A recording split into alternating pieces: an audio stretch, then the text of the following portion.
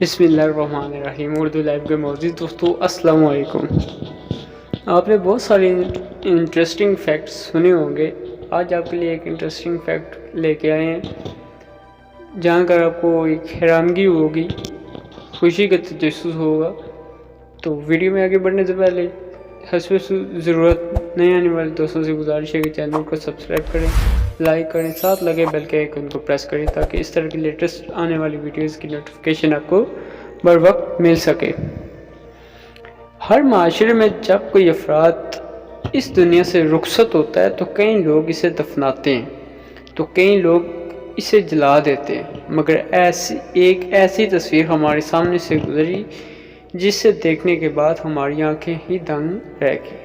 ہوا کچھ یوں کہ بھارتی ریاست کرناٹک کے ایک گاؤں میں میری اماں نامی خاتون انتقال کر گئیں، تو اس کے خاندان کے 41 افراد غم کرنے کے بجائے ہنسی خوشی اس کے چاروں اطراف کھڑے رہے اور تصویریں بناتے رہے۔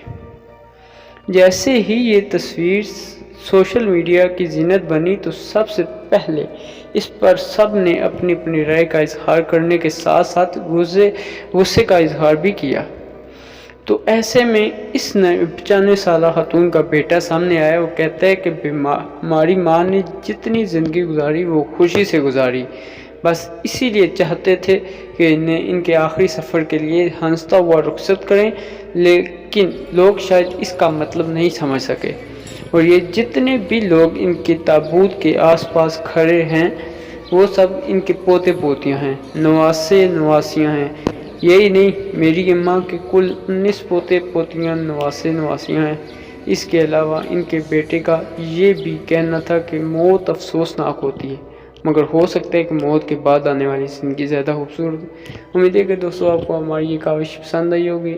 ملتے ہیں نیکسٹ ویڈیو میں، تب تک کے لیے اللہ حافظ۔